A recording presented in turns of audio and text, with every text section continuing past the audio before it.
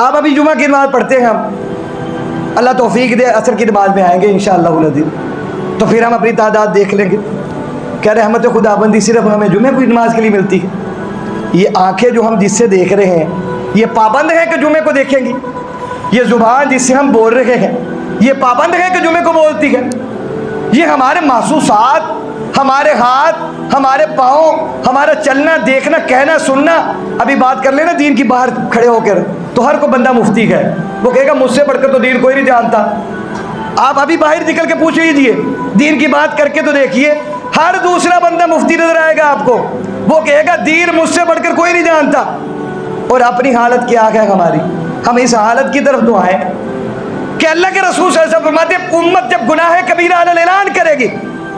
آج مسجدیں ویران گئے، اس لیے تو یہ تباہ کاری ہے میرے بھائیوں، اس کی اور کوئی وجہ نہیں ہے. آج بے نمازی گھر گھر میں گئے، ڈھونڈتے ہو اسباب کہ مولوی صاحب ہمارے گھر میں برکت نہیں. برکت کیسے آئے؟ اللہ کے رسول نے یہاں تک تو کہہ دیا پردہ نیچا کر لے، تیرے گھر کے سامنے سے بے نمازی گزرتا ہے. اب سوچئے جس کے گزرنے پر گھر میں بے برکتی آ جائے، اگر وہ گھر میں ہوگا تو پھر کیا آئے گا گھر میں؟ جب وہ گھر میں ہوگا تو تب کیا رحمتیں آئیں گی؟ اللہ کے رسول صلی اللہ علیہ وسلم پردہ اونچا کر لے، تیرے گھر کے سامنے سے بے نمازی گزرتا ہے. فرمایا اللہ کے رسول اس کی نحوست اتنی ہے اس بے نمازی کی کہ وہ اس کی وجہ سے بے برکتی ہے. اور اب یہ سوچئے جس گھر میں بے نمازی موجود ہے وہاں کیا عالم ہوگا؟ میرے بھائیوں بدلنے کی خود کو ضرورت ہے، ہم نے خود کو بدلنا ہے اور اس پر امت آنے کو تیار نہیں. ہم اس پر آنے کو تیار نہیں ہیں کہ خود کو بدلے، بس یہ چاہتے ہیں ہمارے کہنے پر دوسرے بدل جائیں. یہ چاہتے ہیں، یہ تقاضا رکھتے ہیں ہم کہیں ہماری بات پر لبیک ہاں کہا جائے، ہماری بات کو سنا جائے، مانا جائے. خود بدلنے کے لیے خود کو تیار نہیں ہے. اللہ کے رسول صلی اللہ علیہ وسلم فرمانے پہلی بنیادی وجہ یہ ہوگی امت گناہ کبیرہ کا ارتکاب کرے گی تب اللہ کی طرف سے آسمان سے رحمتیں نازل ہوں گی، رحمتیں نازل نہیں ہوں گی. ارادہ کیجیے آج اس مجلس میں بتا چکا ہوں اللہ کے رسول نے فرما دیا تائب من الذنب کمن لا ذنب لہ. آپ پکے ارادے سے ابھی ارادہ کر لیجیے اللہ پچھلے تمام گناہوں کو معاف کر دے گا. اللہ کے رسول فرماتے ہیں تائب من الذنب کمن لا ذنب لہ. گناہوں سے توبہ کرنے والا ایسے ہے جیسے گناہ کیا ہی نہیں. اور اللہ کے رسول دوسری جگہ فرماتے ہیں گناہوں سے توبہ کرنے والا ایسے ہے جیسے آج ہی ماں کے بطن سے پیدا ہوا. تو آج اس مجلس میں، اس وقت میں، ان لمحوں میں پکے صدق دل کے ساتھ توبہ کیجئے کہ الہ العالمین ہماری اس نماز چھوڑنے والی خطا کو معاف فرما دے اور ہمیں آئندہ بقیہ زندگی میں اس کی توفیق عطا فرما دے. اس کی نیت کر لیجئے، توبہ کر لیجئے. یقین مانیے اللہ پچھلے تمام صفحات پر لکیر پھیر دیں گے اور آگے توفیق بھی عطا فرمائیں گے، کیونکہ اللہ تو چاہتے ہیں بندہ کرنے کا ارادہ کرے. کیونکہ انہ ظن عبدی، اللہ فرماتے ہیں میں اپنے بندے کا گمان ہوں، وہ جیسا گمان رکھتا ہے میں ویسا بن جاتا ہوں. وہ رحمت مانگے تو صحیح، میں رحمتوں کا نزول کروں گا. وہ مانگتا ہی رحمت ہے بیچارہ. آج بڑی فکر ہے بچوں کی کامیابی کی، اور ضروری ہے. جناب ابراہیم نے جب اللہ کا گھر بنایا، یہ بھی غلط ہے.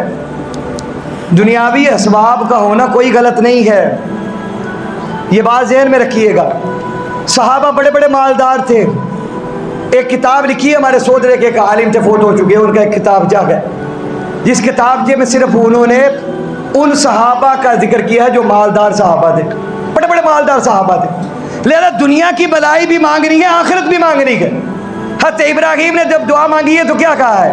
ربنا آتینا فی الدنیا حسنہ وفی الآخرۃ حسنہ. دنیا کی بلائی پہلے مانگی ہے، آخرت کی بعد میں مانگی ہے. اللہ کے رسول فرماتے قاد الفقر ان یکون کفرا، کہ بندہ دنیا میں فقیر ہوگا تو اس کا ڈر زیادہ ہے کہ یہ کفر تک نہ چلا جائے، یہ اللہ کی ناشکری کرتے ہوئے اس کے دل میں احساس محرومی پیدا ہو جائے اور یہ جملہ کہہ دے کہ مولا تجھ کو فقیر رکھنے کے لیے میں ہی ملا تھا. اللہ کے رسول صلی اللہ علیہ وسلم فرماتے اس کو کفر تک لے جائے. لہذا دنیا بھی مانگی جائے، کیونکہ دنیا پہلے حضرت ابراہیم مانگ رہے الہ العالمین میری دنیا پہلے بلی کر، پھر بعد میں آخرت مانگی. کیوں؟ جب دنیا بلی ہوگی تو پھر بندے کے لیے اعمال کرنے میں بھی آسانی ہوگی، بڑا خوش و خرم کے ساتھ وہ اعمال کرے گا، بڑے نیک کاموں میں وہ آگے بڑھ جائے گا. تو لہذا آج اولاد کی فکر کی جا رہی ہے کہ دنیا بن جائے. میرے بھائیوں ذرا ہم تھوڑا سا غور کریں. ہم یہ بھی فکر کرتے ہیں ہر کوئی اپنے گریبان میں جا کے کہ میری اولاد آخرت میں کامیاب ہو جائے.